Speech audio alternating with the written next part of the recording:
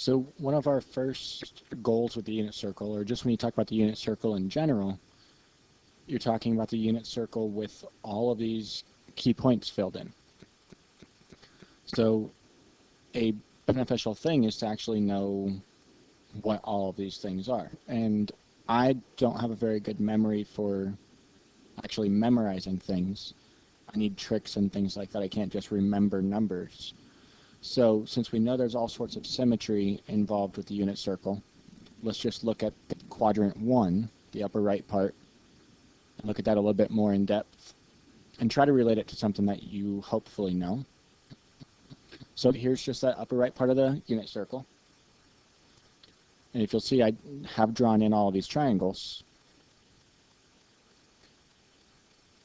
And here's the reason why. So for these 3 points in between, we're talking about 30 degrees, 45 degrees, and 60 degrees. So if this line is 60 degrees, that means that this angle right here is 60 degrees. And hopefully you recognize these numbers, 30, 60, and 90, and 45, 45, 90. You recognize and remember those from geometry with those special right triangles. And that's what we're going to look at right now. So here's a right triangle. It's 30 degrees. So let's go ahead and pull it out. So it's 30 degrees. It means that this angle is 30 degrees right here. And it's in the unit circle, which means that the hypotenuse has a length of 1. And the numbers associated with the 30, 60, 90 triangle are 1, 2, square root of 3.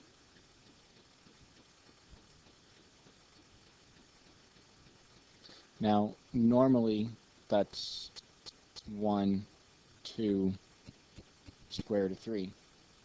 So if the hypotenuse is 1, that means everything's divided by 2. So this would be over 2 and over 2.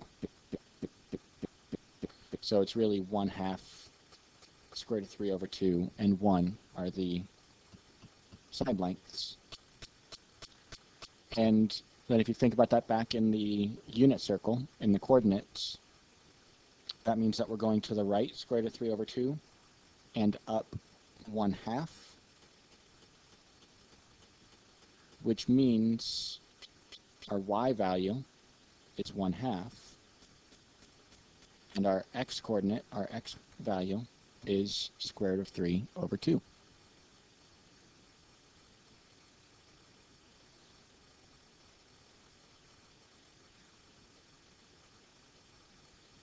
So now let's look at the next one, 45 degrees.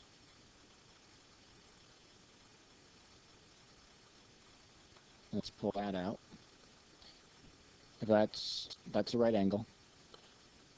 So that means these two angles are 45 degrees. And for a 45-degree triangle, it's the trick to remember is 1, 1, square root of 2.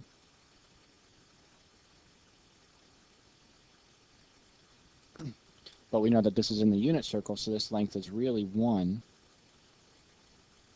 So to make that become a 1, you'd have to divide everything by square root of 2.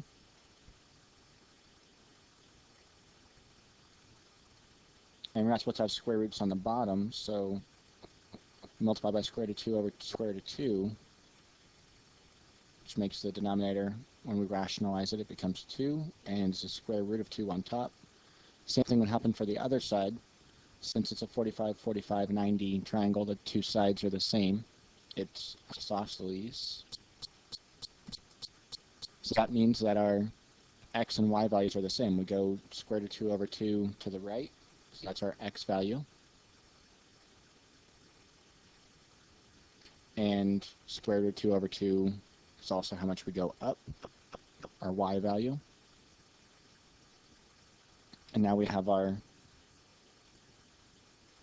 terminal point for 45 degrees.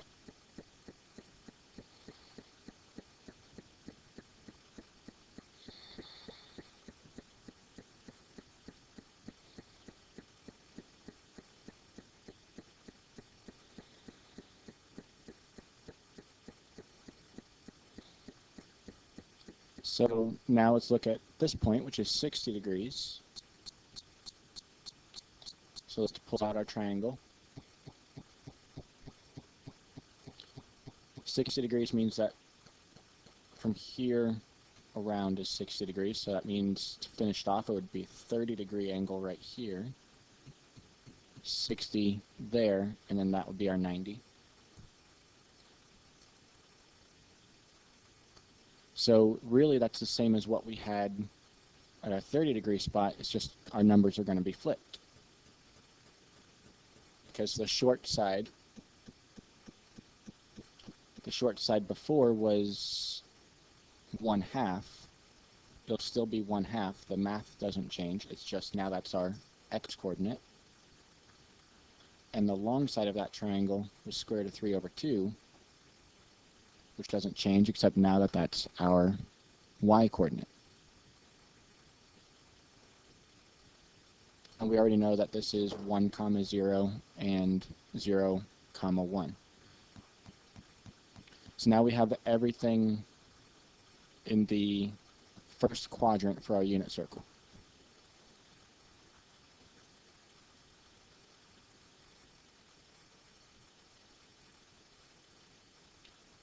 So here's the unit circle filled in with what we just went over.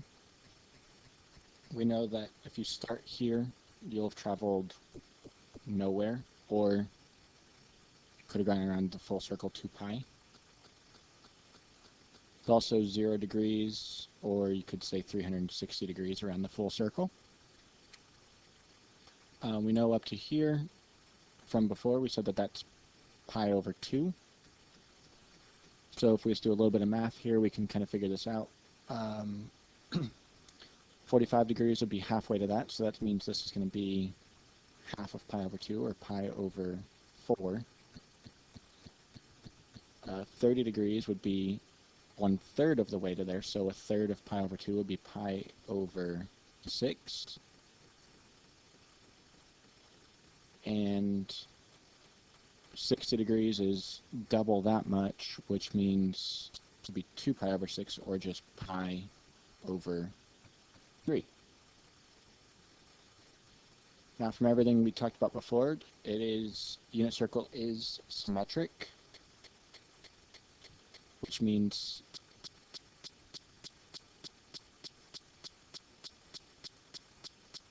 we can look at this next point. It matches up with 60 degrees. So it's going to have the same y value, square root of 3 over 2. The x value will be, it's the same distance away, it's just negative now, negative 1/2. Same thing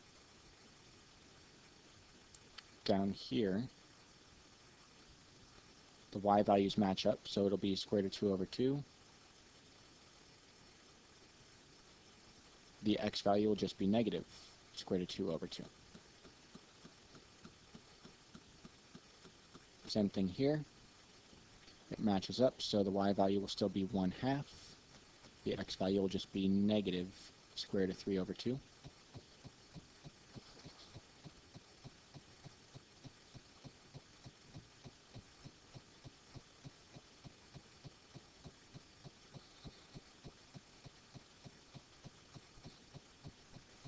If we look over here, now it's our x values that are the same. Y values are just going to be negative, so because it's just reflected over the x-axis. So the x value is the same, square root of 3 over 2. 1/2, the y value just becomes negative. If we go to the next point, same thing. So it will be square root of 2 over 2, and then negative square root of 2 over 2.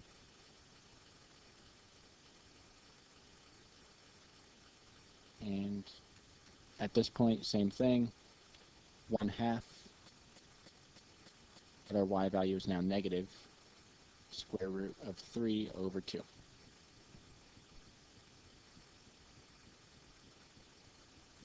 We know this point down here is 0, -1. Over here would be -1, 0. That's 180 degrees, or halfway around the circle we talked about before is just pi. This would be 270 degrees, or 3/4 around would be 3 pi over 2.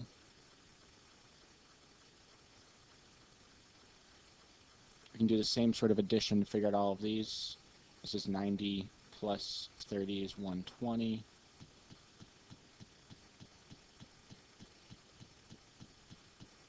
This is 180, basically minus 30, so it'd be 150.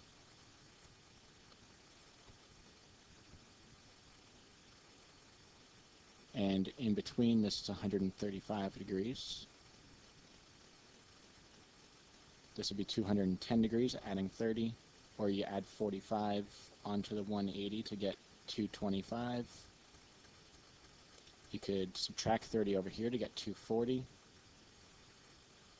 Similar thing, adding 30, you get 300.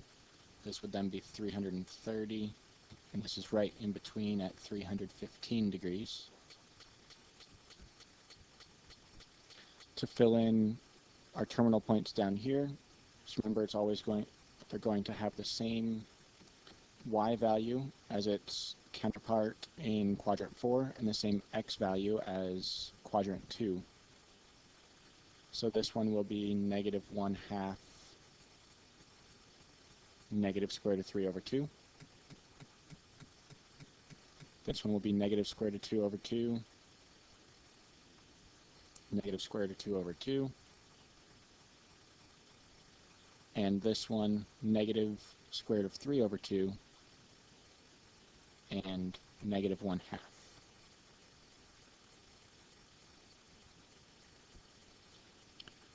Similarly here, if you think about adding the pi measures, it's like we're adding pi over 6 to pi over 2, which is like 3/6 plus 1/6, 4/6, which is 2/3, so 2 pi over 3. Similarly, 1/2 plus 1/4 is going to be 3/4, so 3 pi over 4.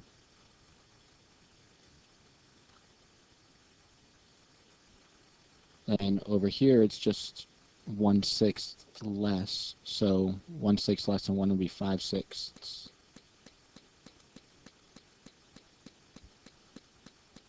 So 5 pi over 6. So really it's just fraction. So if we just finish this off quickly, 1 plus an extra 6 would be 7 pi over 6. Now 1 plus an extra 4th, 5 pi over 4. 1 plus a 3rd would be 4 pi over 3.